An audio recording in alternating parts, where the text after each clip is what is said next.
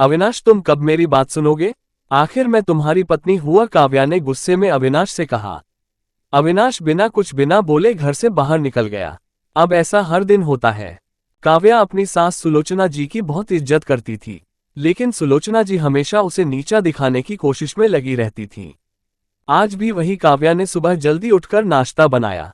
अविनाश को सूजी का हलवा बहुत पसंद था, इसलिए उसने नाश्ते के साथ हलवा भी बनाकर सभी को परोस दिया।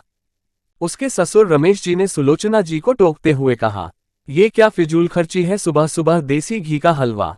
सुलोचना जी ने काव्या को डांटते हुए पूछा, क्यों बहू, ये देसी घी क्या तेरे मायके से आया है? मान जी, वो इन्हें हलवा बहुत पसंद है, इसलिए थोड़ा सा बनाया है। ये कहकर काव्या अविनाश की तरफ देख रही थी। शायद वो कुछ बोले, तभी सुलोचना जी ने कहा, मैं सब जानती हूँ, मेरे बेटे का बहाना करके खुद खाने का मन होगा। अविनाश चुपचाप नाश्ता करते रहे। काव्या की आंखों से आंसू छलक गए। इससे ज्यादा बुरा तब लगा जब अविनाश बिना हलवा खाए ही ऑफिस के लिए चल दिए।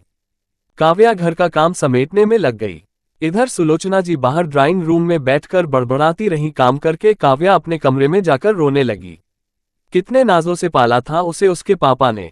उसे आज भी याद है, एक बार उसने गाजर के हलवा बनाने के लिए कहा था, लेकिन माँ ने सूजी का हलवा बना दिया था। पापा को जब ये पता लगा तो वे तुरंत बाजार गए, वहां से ढेर सारा गाजर का हलवा लाए थे और उस दिन बिना कहे 2-3 दिन में गाजर का हलवा बनने लगा। आज उसे सूजी के हलवे के लिए कितनी बातें सुनाई जा रही हैं। उसे गुस्सा सास ससुर पर नहीं, अविनाश पर था, जो कि कुछ नहीं बोल पाए। शाम को जब उसने अविनाश से शिकायत की तो वो बस इतना ही बोले, इस घर में केवल माँ की पसंद का खाना बनता है, आगे से मेरी पसंद का कुछ मत बनाना। काव्या ने अविनाश से बात करनी बंद कर दी। आखिर क्या कसूर था काव्या का? यही कि वो अविनाश से बहुत प्यार करती है। इसी तरह कुछ दिन बीत गए। एक दिन काव्या ने सुलोचना जी से कहा, मान जी, मैं अपने घर जाना चाहती हूँ कुछ दिन के लिए। अगर आप कहें तो आज ही चली जाऊं। कई दिन पहले माँ का फोन आया था, कह रही थी पापा की तबीयत ठीक नहीं है। सुलोचना जी वहां जब भी जाती है 1 सप्ताह से वापस नहीं आती। घर का काम कौन करेगा? तेरे ससुर और मेरा बेटा शाम को थक हार कर घर आएंगे, यहाँ उन्हें खाना भी नसीब नहीं होगा। मुझे तो चक्कर आ रहे हैं, मैं खाना नहीं बना सकती। जाना है तो एक दिन के लिए चली जा। काव्या मन मारकर एक दिन के लिए पीहर पहुंच जाती है। वहां पहुंचकर उसे और भी आश्चर्य होता है, भाभी मम्मी पापा कहाँ गए? काव्या ने घबरा कर पूछा। उन दोनों का घर में मन कहाँ लगता है, तीरथ पर गए हैं, न जाने कब आएंगे। वैसे तुम कितने दिनों के लिए आए हो? क्योंकि मुझे भी अपने पीहर जाना है। संगीता भाभी का यह व्यवहार देखकर काव्या चौंक गई। क्या ये वही भाभी है जो उनसे बहुत स्नेह जताती थी? काव्या सोफे पर बैठी सोच रही थी। अच्छा, वो जो भैया ने मकान के पेपर साइन करा लिए थे, मैंने अपना हिस्सा छोड़ दिया था, शायद उसी साइन के लिए मेरे से प्यार जताया जा रहा था। काव्या उठकर खड़ी हो गई। भाभी, मुझे कुछ काम याद आ गया, मैं फिर आऊंगी, कहकर वो तेजी से घर से बाहर निकल गई। पीछे से गेट बंद होने की आवाज से वो समझ गई कि उसके जाने से भाभी को कोई खास फर्क नहीं पड़ा। भारी कदमों से चलते हुए वो मंदिर पहुंच गई, क्योंकि शाम से पहले यदि ससुराल जाती तो सुलोचना जी उससे कई सवाल करती। मंदिर में जाकर उसने भगवान के दर्शन किए। बस न कुछ मांगा न कुछ बोला। भगवान के चरणों में शीश नवाकर वो बाहर आकर बैठ गई। तभी सामने के पेड़ के नीचे उसे अपने माता पिता बैठे दिखाई दिए। काव्या भागकर उनके पास पहुंची। काव्या को देखकर उसकी मां रोने लगी। बेटी, तू यहाँ कैसे? पापा ने पूछा। वो छोड़िए, ये बताइए आप यहाँ कैसे? आप तो तीर्थ यात्रा पर गए थे। काव्या के सब्र का बांध टूट गया, उसकी आंखों से आंसू बह रहे थे।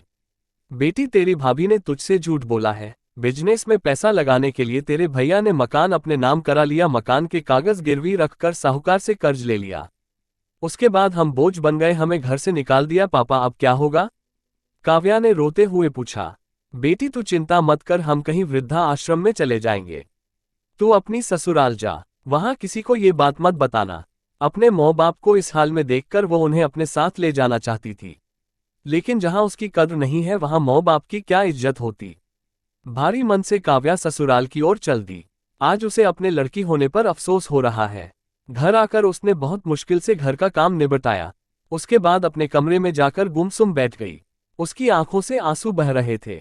अविनाश अपने ऑफिस के काम में लगे हुए थे। जब वे सोने आए तो काव्या से पूछ बैठे, क्या बात है, आज फिर माँ की कोई बात बुरी लग गई जो आंसू बह रही हो? काव्या अपने को रोक नहीं पाई और उसने रो रो कर सारी बात अविनाश को बता दी। क्या मौ पिताजी को यहाँ ले आए? वे इस उम्र में कहाँ जाएंगे? अविनाश ने कोई जवाब नहीं दिया और करवट लेकर सो गए। इस बात से काव्या को बहुत गुस्सा आया। आज से मैं भी इनके माँ बाप की सेवा नहीं करूंगी, देखती हूँ कौन इनकी सेवा करेगा। रोते रोते काव्या सो गई। 2-3 दिन बीत जाने पर उसकी चिंता बढ़ती जा रही थी। एक दिन वो सब्जी लेने के बहाने उसी मंदिर में पहुंची, लेकिन उसके माता पिता वहां नहीं थे। पंडित जी, यहाँ मेरे माता पिता उस पेड़ के नीचे बैठे थे, कई दिन से उनका कुछ पता है। तुम्हारा नाम काव्या है क्या? पंडित जी के मुंह से अपना सुनकर काव्या ने पूछा। जी हो, लेकिन आपको कैसे पता? तुम्हारे माता पिता ने ये पता दिया था और कहा था वे अब यहाँ रहते हैं। काव्या ने पता देखा, वो यहाँ से कुछ दूर का था। काव्या ने मंदिर के बाहर निकलकर ऑटो रिक्शा किया और उस पते पर पहुंच गई। दरवाजा खटखटाया तो एक लड़की निकल कर आए। यहाँ का पता मुझे पंडित जी ने दिया है, काव्या बोली। आप काव्या दीदी हो, अंदर आ जाओ। काव्या को कुछ समझ नहीं आया। वो अंदर गई तो देखा उसके माता पिता सोफे पर बैठे थे। काव्या उन्हें देखकर रोने लगी। बेटी, अब क्यों रो रही है? तेरे कारण हमें यह मकान मिल गया। काव्या आश्चर्य से उनका चेहरा देखने लगी। लेकिन मौ, आप यहाँ कैसे और ये लड़की कौन है? तब उसकी मौ ने कहा, बेटी तुझे याद है तेरी शादी के बाद तेरी सास ने 40 लाख की डिमांड की थी। दामाद जी को बिजनेस खोलना था, इसलिए तेरे पिता ने उनकी डिमांड पूरी कर दी थी, जिससे कि तू सुखी रहे। जब तू हमसे मिलकर गई उसके अगले दिन दामाद जी आए। उन्होंने तेरे पापा के पैसे लौटा दिए, क्योंकि उन्होंने कोई बिजनेस शुरू नहीं किया था। तेरे पापा ने मना भी किया लेकिन वे नहीं माने। उसके बाद उन्होंने प्रॉपर्टी डीलर से मिलकर 2 दिन में यह मकान खरीद दिया। साथ 5 लाख रुपये बच गए। इससे उन्होंने ये लड़की नौकरी पर रखवा दी जो हमारी केयर करेगी। लेकिन मौ, उन्होंने मुझे तो कुछ नहीं बताया। काव्या की आंखों से आंसू बह रहे थे। वो रोते हुए वहां से अपने घर आ गई। घर आकर वो सोच रही थी, अविनाश ने कभी उसके लिए आवाज नहीं उठाई, लेकिन मेरे माता पिता के लिए इतना करने कर दिया जो कि कोई सगा बेटा भी नहीं कर सकता। रात को उसने अविनाश से पूछा, आपने ऐसा क्यों किया? अगर मांझी को पता लग गया तो क्या होगा? अविनाश का जवाब सुनकर काव्या रोने लगी। अविनाश ने कहा, जैसे तुम्हारे लिए ये माता पिता है वैसे ही मेरे लिए भी तो वो माता पिता है। मैंने पैसे लेते समय ही सोच लिया था कि एक दिन ब्याज के साथ सारे पैसे लौटा दूंगा, लेकिन जब बिजनेस शुरू नहीं हो पाया तो मैं इन पैसों को अपने पास रखकर सही समय आने का इंतजार कर रहा था। अगर मैं तुम्हारे माता पिता को अपने घर ले आता तो उनका आत्मसम्मान हर दिन उन्हें धिक्कारता। बेटी के घर वे रहना पसंद नहीं करते। अविनाश, मुझे माफ कर दो। आज तक मैं तुम्हें गलत समझती रही।